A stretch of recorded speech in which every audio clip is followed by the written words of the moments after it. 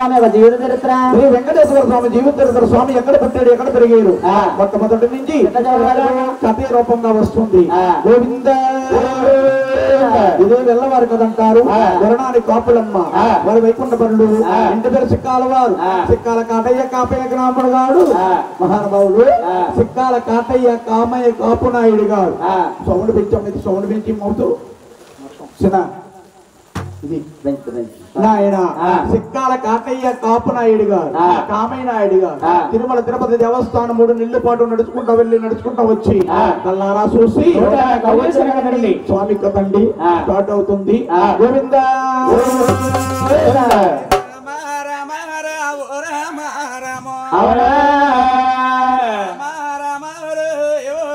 శ్రీరామ రమ రామ రమ రామ రమ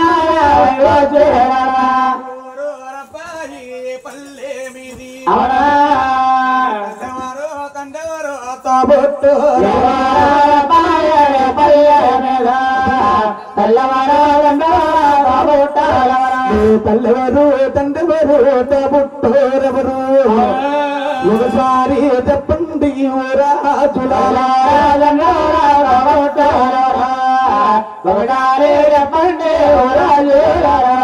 బాబు మా పాదకి సంవత్సరాలు పట్టి పాలిస్తున్నారు మా తల్లిగారు ఎరగరా ఏ రోజు రోజే కొత్త కాపాడు చెప్పాలండి ఏ పూటకు ఆ పూట చెప్పాలి ఈ 6 రోజులు రావుల పొలం దగ్గర కమరాజు లంక చేస్తాం అక్కడ ఉన్న జనం ఇక్కడ ఉన్నారా అయ్య బాబు ఇక్కడే ఉన్నారని బోళ్ళు మంది ఉన్నారా అయ్య బాబోయ్ నాయన ఏ పూటకు ఆ పూట చెప్పాలంటున్నా చంద్రగిరి తాలూకా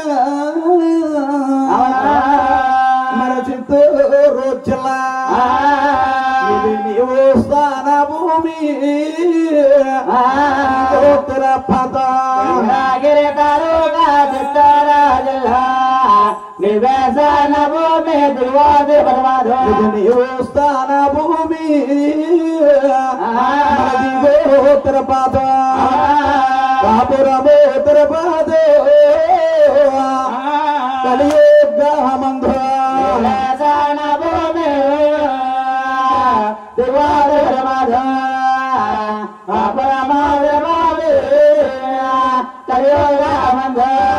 చంద్రగిరి తాలూకా చిత్తూరు జిల్లా కాపురం తిరుపతి కలియుగ మందు తల్లి గారి పేరుమదేవి గారు తండ్రి గారు తిమ్మరాజు గారు తల్లి తండ్రి 18 సంవత్సరాలు పట్టి కాపురం చేయగా వారికి వెనక ముందు 7 అబ్బాయిల జన్మలు చేయాలండి వారు ఎక్కడ పుట్టారు ఏ స్థానంలో ఎవరున్నారు సభ పూజ్యులందరూ కూడా ఆలకించేలాగా ఉన్నారు గోవింద చూడండమ్మ 7 కొండవారు వంశం అంట సూర్య రాజవంశరాజులు వారింటి పేరు వెనుకల వారు వారి గోత్రము నామము తులసి నామం అటండి మనం ఏ గుడి గోపురాలకు వెళ్ళా గానీ పోతారు గారు మన కులవడమ్మ గోత్ర నామాలు అడుగుతారు అలాగే 7 కొండవారు వంశం సూర్య రాజవంశరాజు వారింటి పేరు వారి గోత్రము వారి నామము నామండి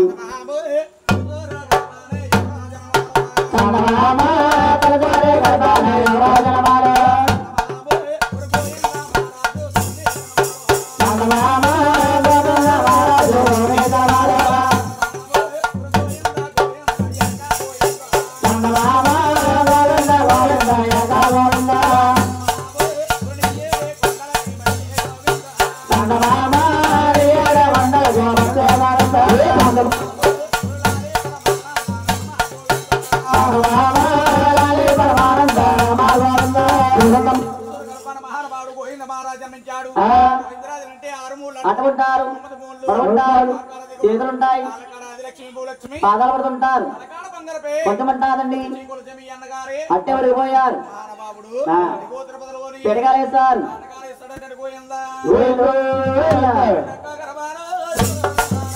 అవునా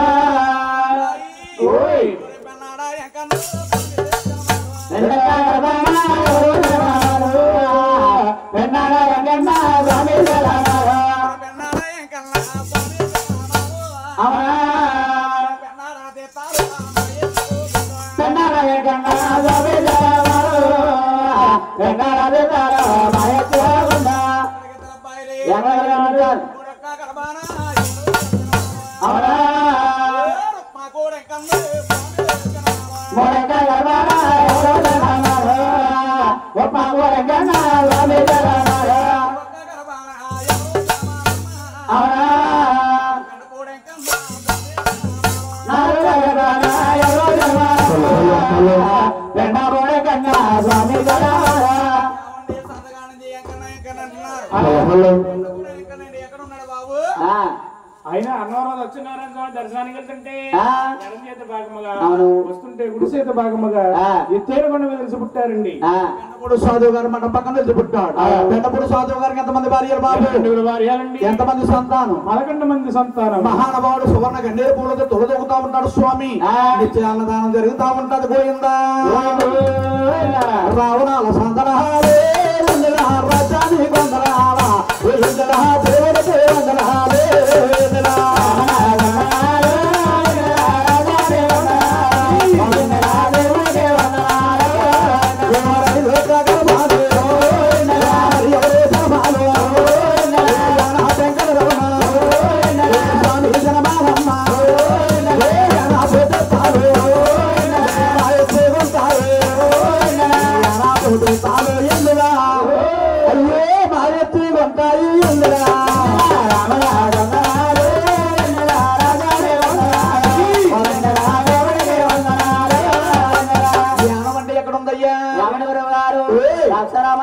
ద్రాక్షారామానికి 18 కిలోమీటర్ల తీర్పులో ఉందండి బ్రాంచ్.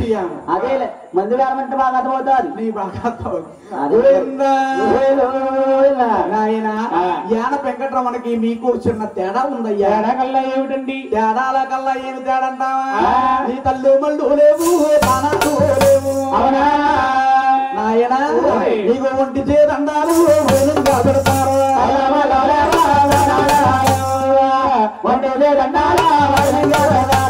పత్తా పగటాలయ్యా మెత్త మధ్యాహ్నం నీకు కడుపు నిండా దీని దండాలు పెడతారు.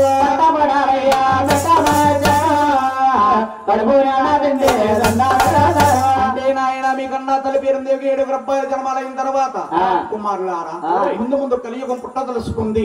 కలియుగంలో నరులు పుడతారు. నరులు పుట్టారంటే మిమ్మల్ని దేవాన దేవుళ్ళ కింద కొలుస్తారు. అలాగని కార్తీక శుద్ధ పౌర్ణమి ఏకాదశి నాడు ఉపవాసం పెట్టిందటండి. అయ్యేపు ముగ్గురు అయ్యాని యాన వెంకటరమణ కూర్చున్నాడు. కడుపు నిండా భోంచేస్తేనే ఈ పూజలేటి పునస్కారాలేటి మా తల్లి గారి తిరమ లేకపోతే మా 6 అన్నదమ్ములకు మధ్యపోయిందా? ఆయన కడుపు నిండా భోంచేస్తేనే లేకపోతే అలాగనే రాత్రి మిగిలిపోయిన సద్దను ముట్టు మీద ఉంటే ఉడుదుడుగ్గా భోంచేస్తాడట. అది మీ కన్నాతల పేరు కల్లారు చూస్తుంది. శివులారకించి యాన వెంకటరమణ నా కులములో పుట్టి నా గోతలో పెరిగి వేయరాన్ని నేరం చేస్తాం మన ప్రపంచ దేశము పంపించిందండి. మధ్యపడి వారికి పంపించింది. వడ్డీలు దేవుడు పల్లెలు దేవుడు పరమాత్మ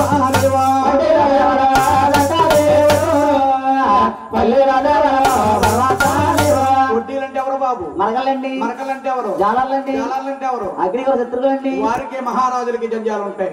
వారేమో మేడ మీద రాజులు, వీళ్ళేమో నీటి మీద రాజులు. నీటి మీద రాజులు. జ్ఞానం తీర్థాలు ఎలా ఉంటాయా? ఎలాగా? సంత మహాబు తీర్థాలే ఉంటాయి.